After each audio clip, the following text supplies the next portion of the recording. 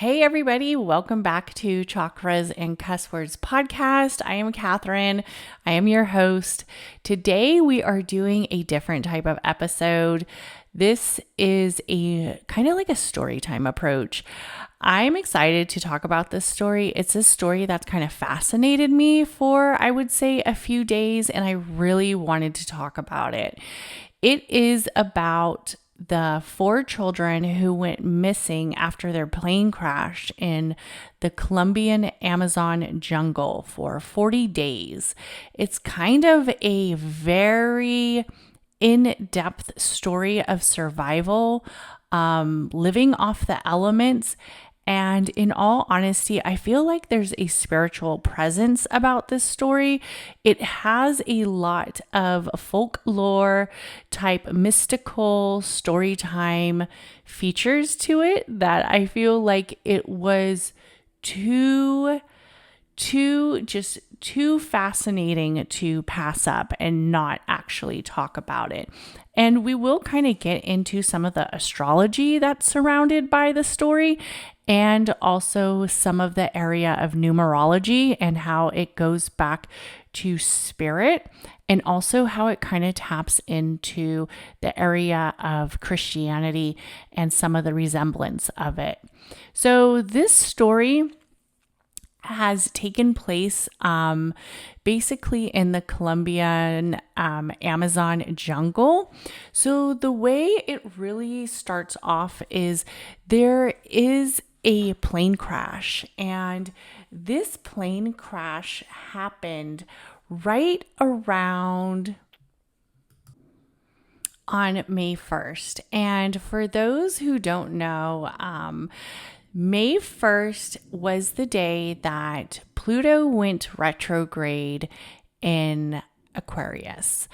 And I will talk about what I kind of think that means at the end of the story. I kind of want to talk about the story of these 4 children. So in the Amazon jungle of Colombia, these were indigenous children. And they lived in this environment that was known for being very native to them. It is like the rainforest, it is like the jungle, and it is very hard to walk. It's very kind of like a hard place to live in. It's, its habitat is not so, I guess you could say, so modern. It is a very native area of land. So these 4 children were in a plane with some adults as well. They were traveling because in Colombia, they use these small planes to travel. They use these small planes to kind of like get from one place to another. It's I guess pretty common for them to do this because they can't really walk the rainforest. Like walking the rainforest is considered pretty difficult. So what they do is they will get in like these small planes and kind of travel to different locations. So one of the obstacles was basically just walking the land of the Colombian jungle.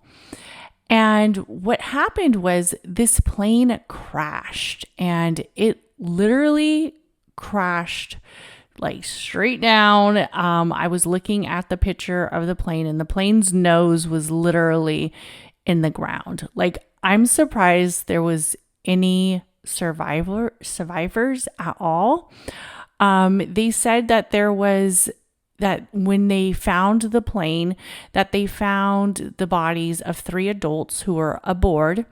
And one of the adults was the children's mother, Magdalena Muchutui. The time that they found the mother, they weren't really sure if she survived the initial crash. Some people speculate that she actually survived the crash, but Some people are saying that she might not have survived the actual impact. It's kind of a gray area. Like, did she survive for a couple days and then pass away, or did she pass away on impact? Because the first few stories say that the mother actually died on impact, where some other stories are saying that she may have survived for a few days. So the reason why they believe that the plane crashed is because obviously these people are taking like these planes that are small and they aren't really regulated, and they tend to have issues and troubles. This plane supposedly crashed due to bad weather. And what is very interesting is when they approached this plane and they found that the children were missing, they saw it as a very good sign that these children might be somewhere in the jungle. And you would think that the children would kind of maybe stay close to the jungle area of where the plane crash happened, but who's to say, right? We don't really know the whole thing.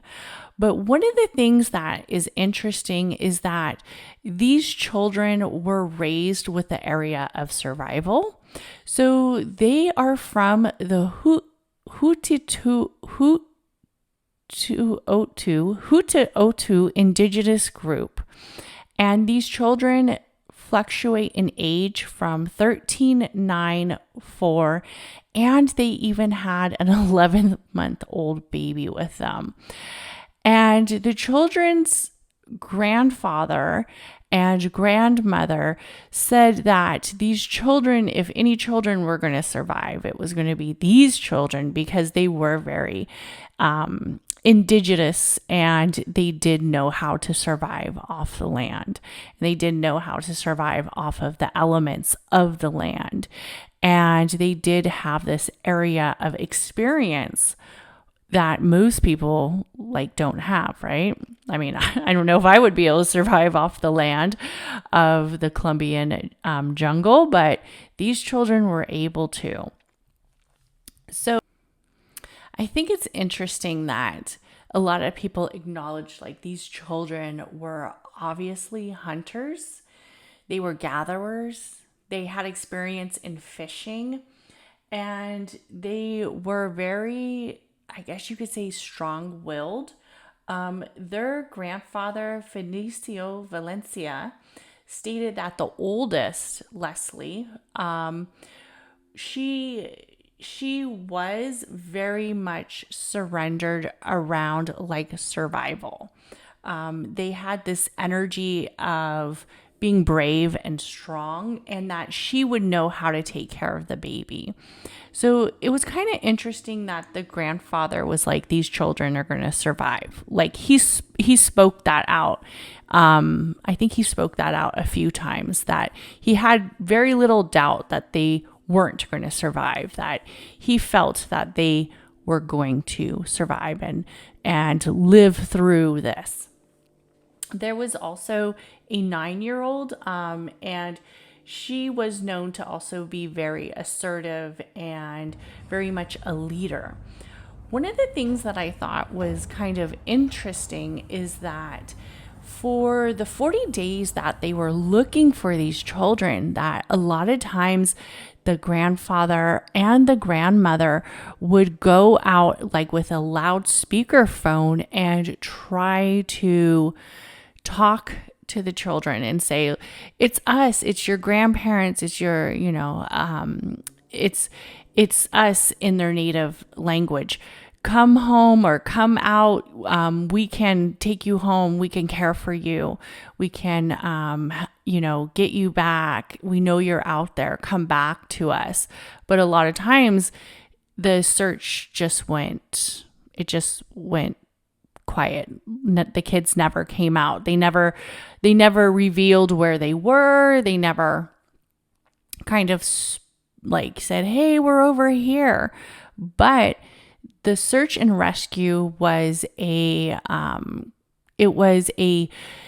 group of indigenous indigenous natives of the land of the Amazon from the tribes, the local tribes, and it was also the military as well. So it was a group of different, people who were familiar with the land, and also the military as well, who I would think were familiar too. They also used a lot of like search and rescue dogs, and it is believed that the search and rescue dogs are actually the ones who found the children. So one of the things that the children's aunt said was that these children were very well diverse on how to survive. They said that sometimes they would play like little games, like almost like survival games, where they would set up these camps and live in the jungle for a few days, kind of without getting help from the parents, or the parents were like teaching them what to live off of and teaching them what to eat. So both the older children, the older girls, I believe, knew which fruits were non-poisonous in comparisons to the ones that are poisonous, because I guess there's a lot of poisonous fruits in the Amazon jungle. So let's get into the area of how they found these children. So these children were basically found from the search and rescue dogs, and of course the military and the group of indigenous people that were helping. But many people believe that it was the service dogs. One of the dogs, I believe his name was Winston, was literally looking for these children, like going deep into the jungle, and sometimes he would come missing and then he would come back, and it was like they would just let these dogs run loose in hopes that they found the children. So they were finding clues like diapers, baby bottles, children's footsteps, but still when they were calling out to the children, they didn't hear any response. There's some area of speculation, especially because the grandfather seems very mystical. When I saw his interviews and just looking at him, you can tell that he believed in the area of spirit, legend, and that energy of what is out there that possibly can't be seen.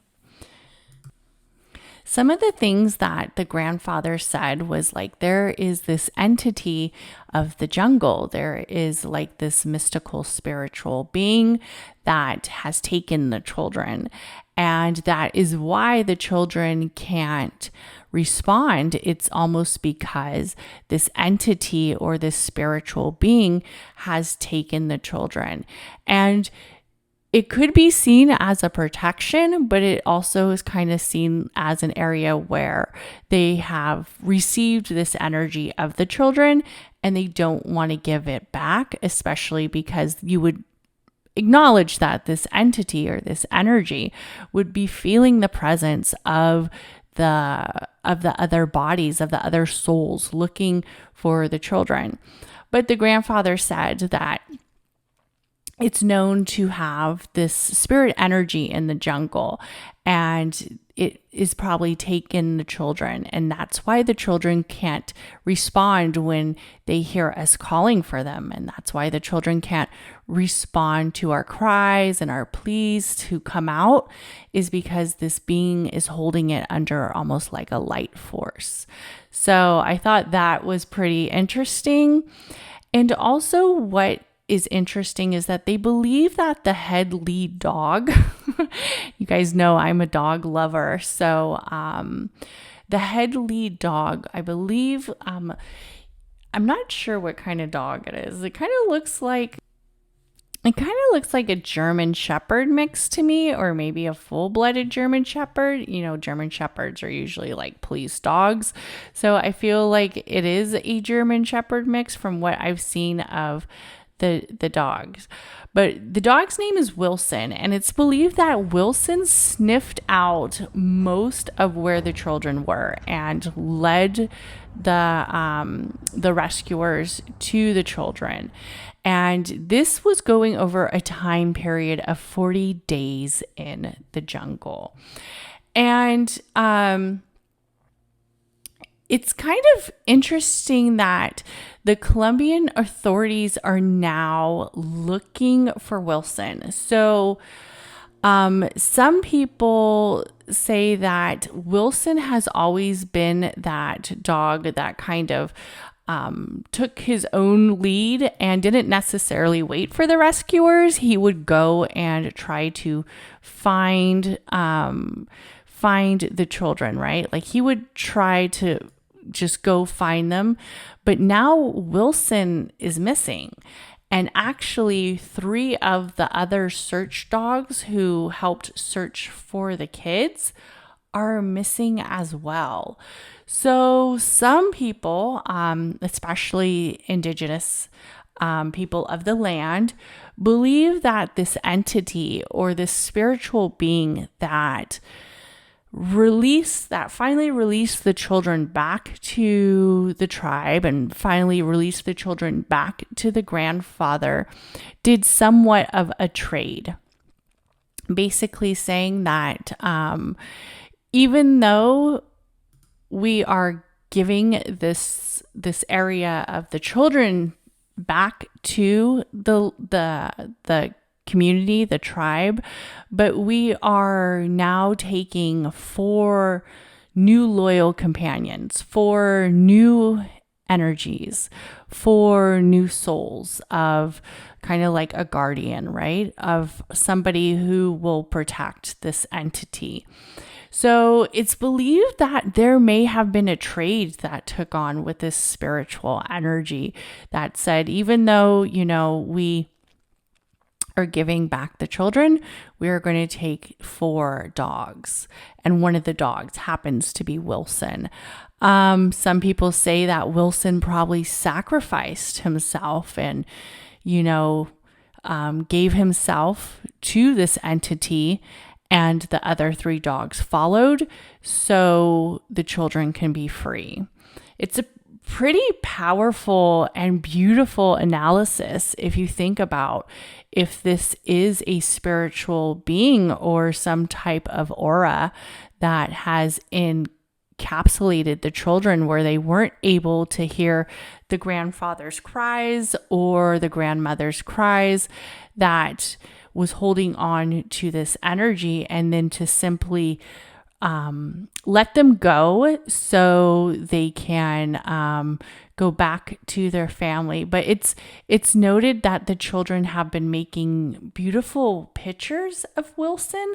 So it makes me feel like Wilson was with the children more than just the time that he rescued them. Like, I don't know if Wilson knew where the children were for a while, and then kind of, because he didn't make that bargain or he didn't make that arrangement with the spiritual energy.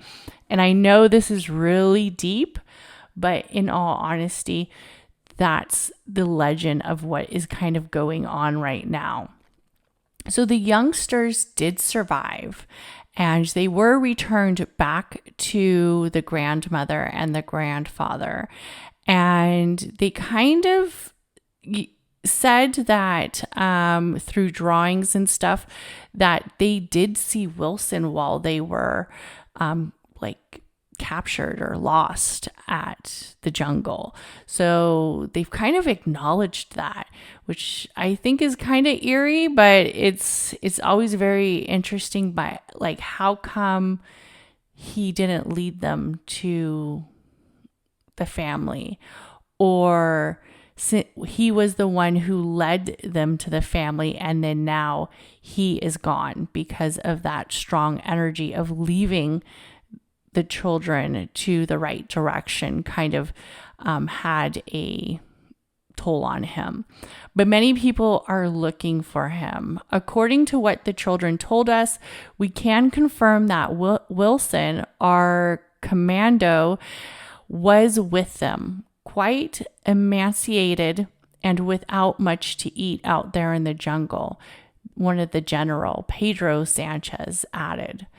But they have faith remains intact that Wilson is alive and that they are going to continue to look for him. I just think that's very interesting that numerology of 4 is really playing out in this story, like a lot.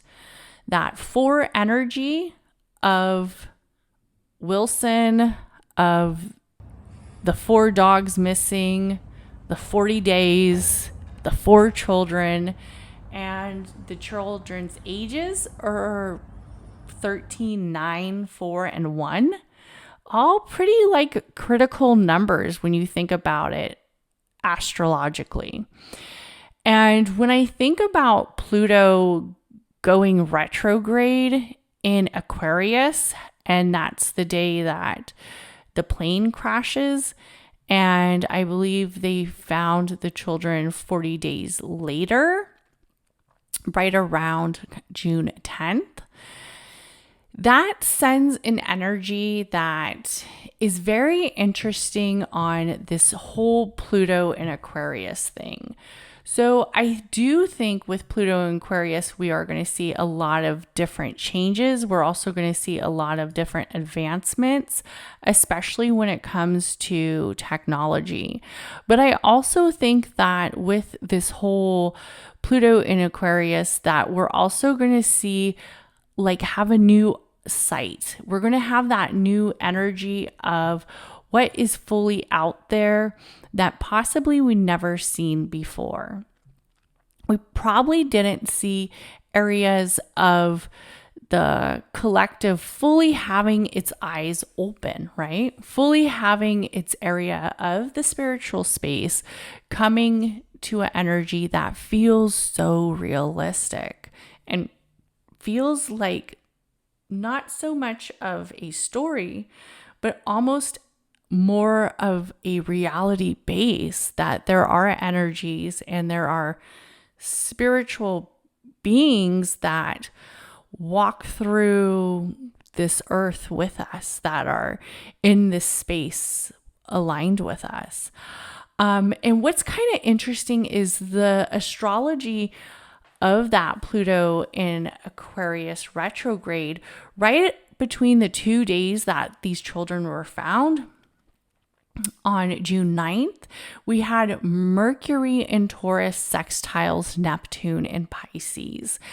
And some, really see that energy as something that can be centered around communications and also the earth, but also that dream energy of the Neptune, that dream energy of the Pisces. And then we also have to remember that we have Saturn in Pisces as well. So it's kind of creating this alignment where our relationships of what we don't necessarily, where we don't necessarily see a full reality base, to be our only center of communication. I think a lot more of us are starting to see that money and this reality base of where we make our decisions isn't necessarily overly dominant in the space of what it is that's going to make us survive, what it is that's going to make us overcome. If it is our spiritual essence, is it that dream area where we feel naive, or our spiritual space to allow us to overcome and to move forward, right? Especially moving forward in something that is such a strong obstacle. And also I think, right, with the retrograde, happening on June 11th, where Pluto re-entered Capricorn, that it was like this transition. It was kind of like this peak of after the children went missing, then they were found right around the time that the retrograde is now shifting Pluto back into Capricorn, which kind of has that more earthy tone, that energy that feels a little bit more final.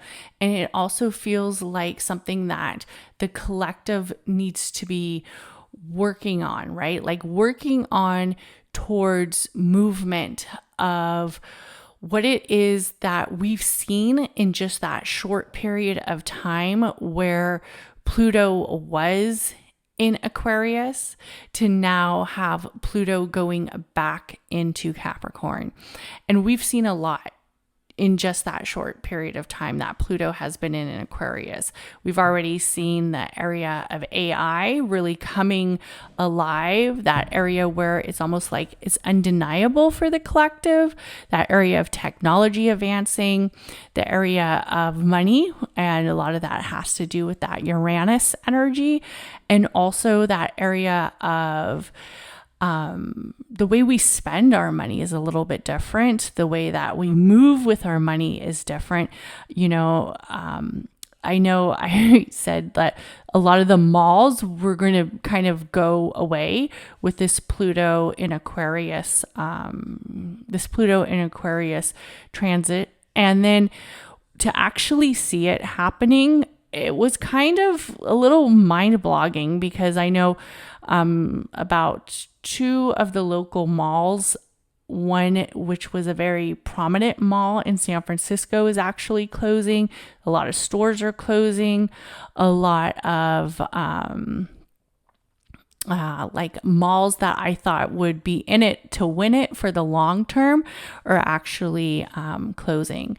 So I thought that was very interesting. Also, still that energy with the banks. I think we're going to see that the banks are going to be continuing to close or just not be as easily accessed, especially with this Pluto in Aquarius. But what I also think about this story that really stands out is the area of living on the land, how these children were able to survive past the snakes, like the jaguars and mosquitoes. I mean, I went to Puerto Rico and we were kind of in the rainforest area. And I will tell you, those sand flies are like 20 times worse than mosquitoes. They literally ate me alive. And it said that the children's story is basically breaking the odds of what survival is, right? I mean, I don't know, and I hate to sound like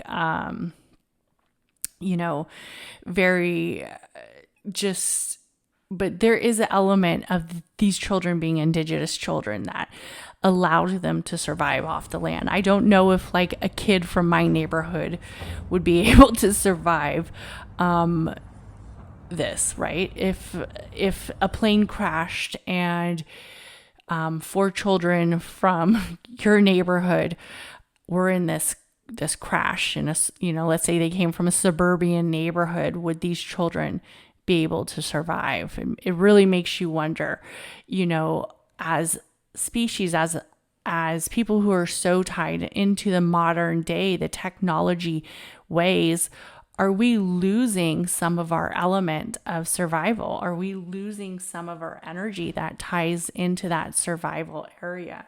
I don't know if I would be able to survive 40 days in the jungle of the Colombian Amazon. I wouldn't know which fruits were poisonous. I wouldn't know which fruits are non-poisonous. I wouldn't necessarily know that.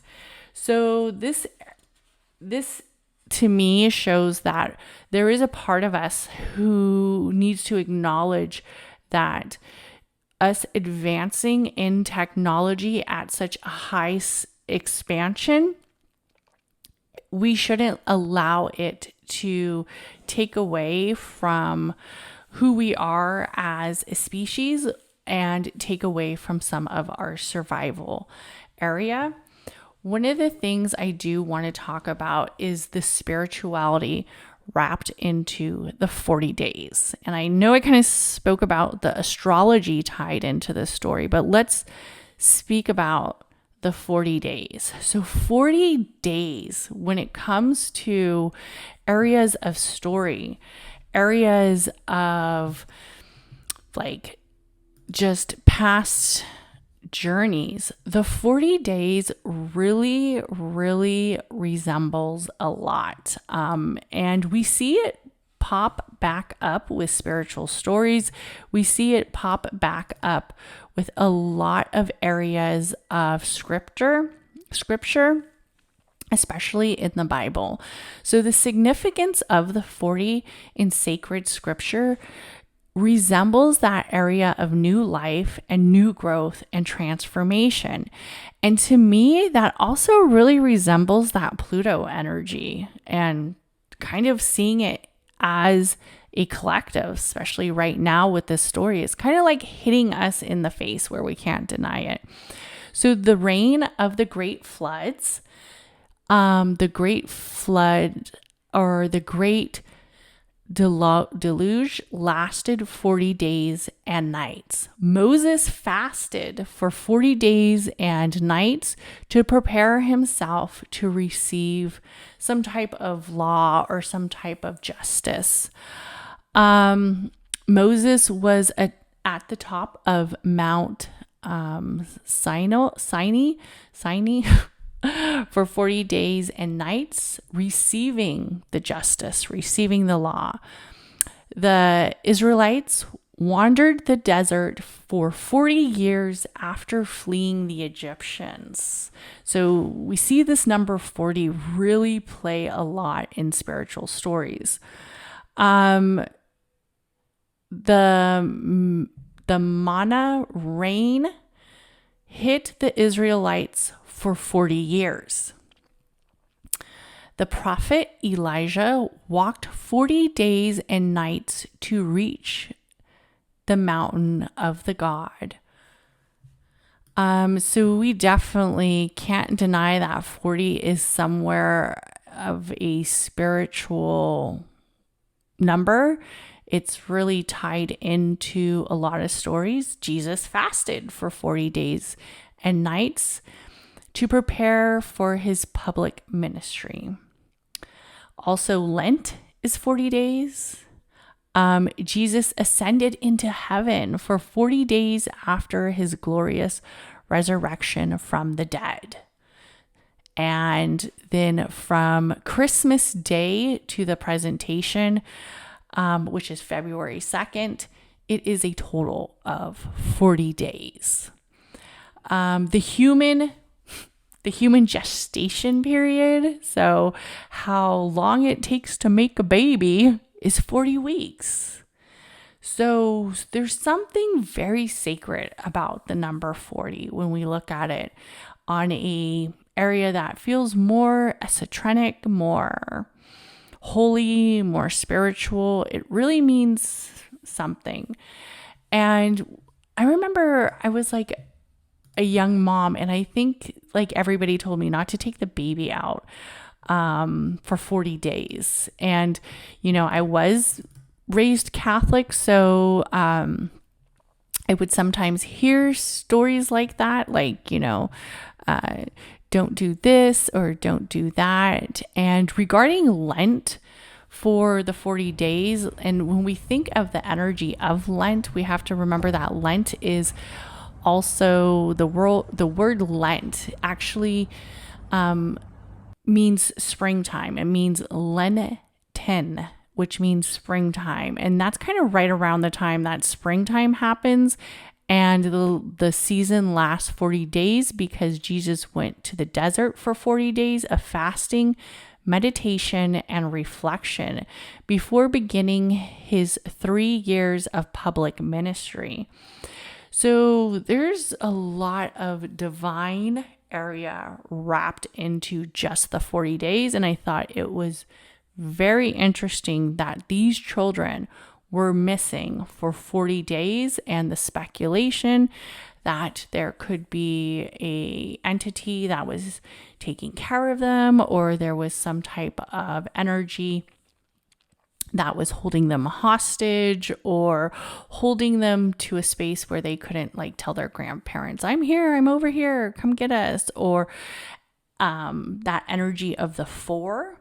And when we look at the energy of 4 on a numerology type of structure, like just the energy of 4, the meaning of 4 lets us know that there's some obstacles. The meaning of 4 lets us know that there's significance, and it could be with relationships, and it also can be with the area of movement.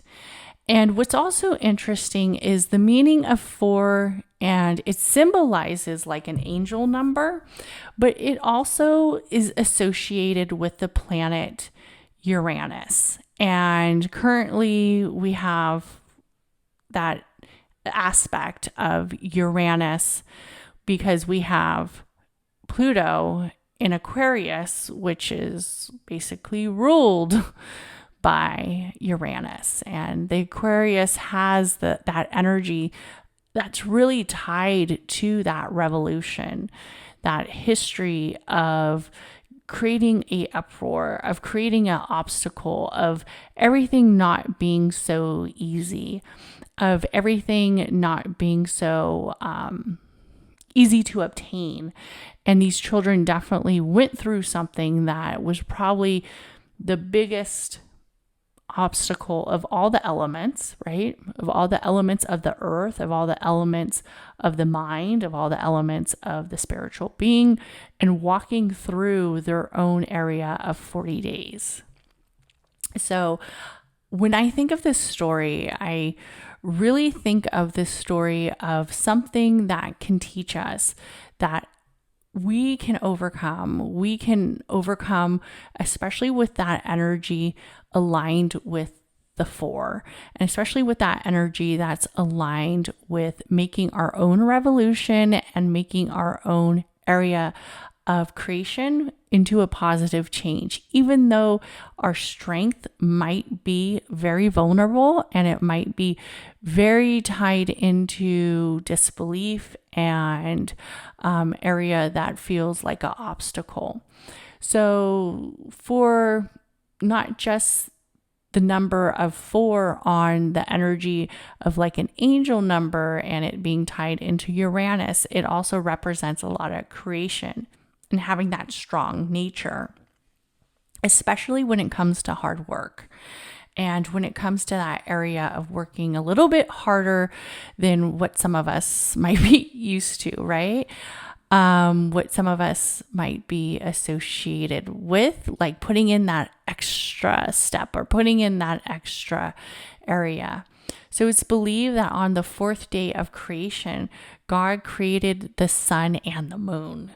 So I thought that was very interesting that we see that high energy of the 4 all through this story, all through. And when we think about the 4, we really think about the elements, the 4 elements, the earth, wind, fire, water. I mean, it doesn't get any more spiritual than this. So I do honestly think that what we saw in this story of the 4 children missing in the Amazon was really almost like could possibly be like a biblical story. Like, even though, a lot of us maybe shy away from the Bible, I mean, I would like to learn more of the biblical stories because I think they all tie into a lot of what's going on today, and understanding the symbolism that comes from the stories, the symbolism that comes from the numbers of the elements of the past, even if it's something that I don't necessarily agree with when it comes to defined religion, but it is something that I do agree with the interpretations of why these are high energy movements or moments or time spaces. So I just wanted to share this story with you guys. So I will be doing a little bit of a change with the podcast. Not a huge change, but it's because I'm getting ready to work on season 5. I know I said once I hit the 4th season that it was just going to be never changing, or never, that I was going to stay at the 4th season and leave it at that, because 4 was such a powerful number. But I honestly feel like that would be unfair, that I feel like I need to represent a lot of change, and I need to represent that area of a 5th season. The 5th season is going to be a little bit different. I'm actually going to stop doing the horoscopes on here. I might still do them on YouTube with some new moon work, but for the actual podcast, I won't be doing the welcome to, let's say, Cancer season and the horoscopes. And the reason why is because I feel like it's kind of redundant, even though there's new astrologically elements that I could talk about and aspects that I could talk about. But since I am opening up the astrology series, which will be like a deep dive of the astrology of the planets, the zodiacs, the degrees, also certain aspects, stories, and numerology that's kind of tied into it, I didn't want to have to do another astrology-based episode. And like I said, I don't consider myself an astrologer. I consider myself more of an alchemist, one who is centered off the energy of the elements, the energy of the world, and the energy of this alchemy of life. So I wanted to take a step back from the horoscopes, and it will probably be either replaced with like another meditation or something that's related to the astrology series. I will still do the astrology transits for the upcoming month because I really like that. I really like that series, and I think it helps keeps us aware about stories like this and areas of like this, of seeing how it all ties in together, of the energy of the cosmos and the energy of the earth. So I will still be doing that. But I just wanted to give you guys a little update. So season 5 is actually going to start off with the astrology series, and that date is going to come on 7/7/23, which equals out to 7/7/7. Ooh, I'm such a little trickster right there. So it will be a Friday because I already checked the calendar, and that will kind of be like a bonus episode. And then I will put like a meditation out that Monday. So I just wanted to share that with you guys. Please like, subscribe, and also give this podcast a rating if you are interested in receiving a birth chart or getting my ebook, Creating Your Business or Brand Through the Chakra System. Remember, you can do that on chakrascusswords.com. Also, please check out my YouTube channel. I have many videos, short form videos, and I'm also on Instagram and on TikTok as well. Just look up Chakras Cuss Words. Everybody have an amazing day, and we will talk later. Bye.